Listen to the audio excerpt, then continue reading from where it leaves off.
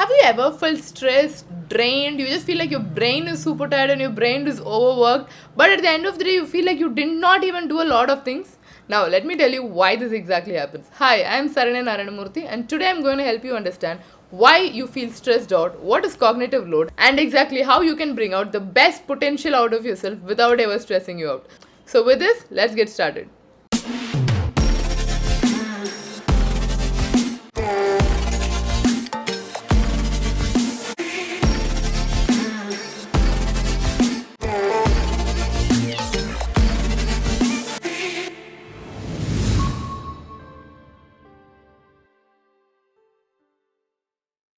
So first let's understand one thing. Your brain does not easily get tired when it's working on one task in a unified way.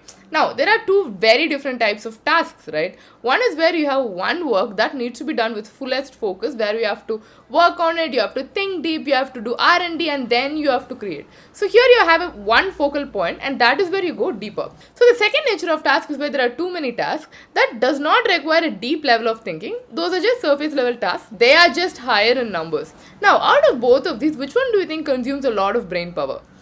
Now, this is where many people go wrong. You think the work that requires a deeper focus is what utilizes your higher brain power. But let me just tell you one thing. Your brain is not a storage device, it's a processor. The more you process, it gets easier for your brain because here is where you're utilizing it instead of overloading it. Whereas, on the other hand, when you have too many tasks, you're just spreading yourself too thin and your brain will not be able to focus on one thing and work unilaterally, which means it will not be able to work as a processor which it's created to do. Now, let me tell you about the most important thing. There are two types of memories. One is a working memory, other is a long-term memory. Now, when we talk about working memory, this is where the conscious tasks happen. Let's say you are talking to someone or someone is calling you and you have to consciously listen to them, understand what they are saying and then respond to them. Your brain is actively, consciously and intentionally working there. The second is a long-term memory, which is also the subconscious task. Now, what are the subconscious tasks? You wake up and then you directly go and take a brush and go on to brush your teeth. You do the activities that almost automatically happen, then you don't need to put conscious efforts on it. For example, taking your phone and going to Instagram. That has become an unconscious task, right? But is it good? Ask yourself. Now, the difference between the working memory and the long-term memory is working memory actually takes conscious effort and long-term memory does not need that. It just works on automatic mode, which means it does not require a conscious decision making. And always remember, the more decisions your brain makes, the more energy it utilizes. So, if you're giving your brain a lot of tasks which will involve your working memory, it drains out quickly. Now, here's where it gets interesting. Whenever you feel drained, ask yourself, did you do one thing that required a unified focus or did you do too many things?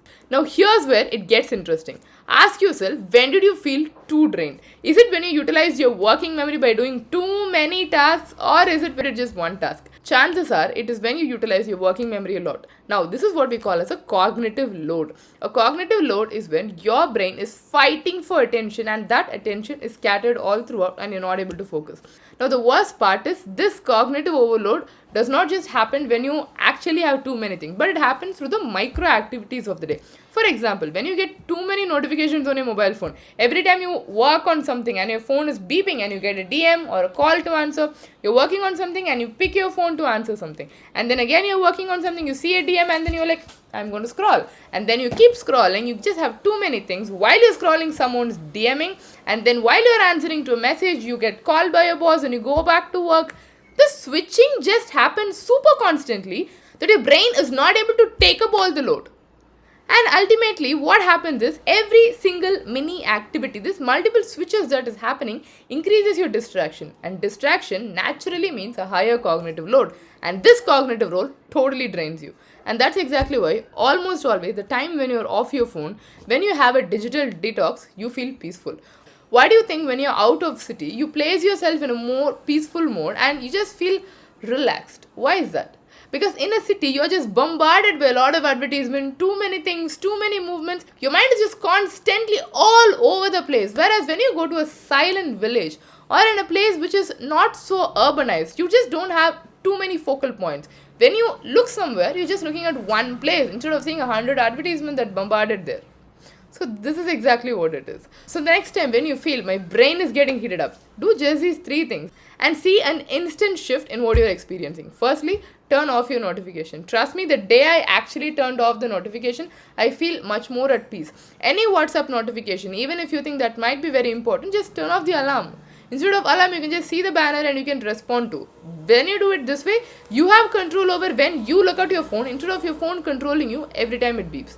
The second, have an uninterrupted focus time for your activities. Whenever you think this is an important work and I want to focus on it, have an uninterrupted focus time. Do not let anything or anyone distract you. Finish your work and then attend to something.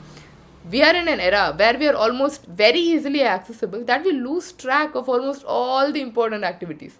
Never do that, because ultimately what you prioritize is what should be important to you, and you should be able to prioritize what's important for you and definitely not let someone else mess up with you. And the third and the most important one, have a to-do list. Trust me, do not use your brain as a storage device. If you think I need to do all of it and then you keep remembering it, you try to remember it, you just feel like I shouldn't forget it, don't forget. Every time you say that, you're just using your brain like a storage device. Never do that. Use your brain as a processor, because that is what it's built to do. And when you have a to-do list, you have the sense of satisfaction that, okay, anyway, it's there, I'm not going to forget it. Now I can actually work on the things that matter. Instead of you feeling anxious about whether you will forget the task. Don't do that. So the next time you feel drained or tired, remember, it is not actually because you have a lot of work, but it's ideally because you have a lot of distraction. So eliminate your distraction, focus, be intentional about where you use your cognitive load, how you retain your attention and your focus, and trust me, life gets much more better and you become a better version of yourself just by regulating where you focus your attention on. So with this, if you want to watch many more videos like this, subscribe to this YouTube channel and let me know what you think about it, and share this with your friend who almost always feels drained and who should turn off their mobile phone notification and focus on deep work. So with this, signing off for now, Saranyan Naranamurthy. I'll see you in the next video.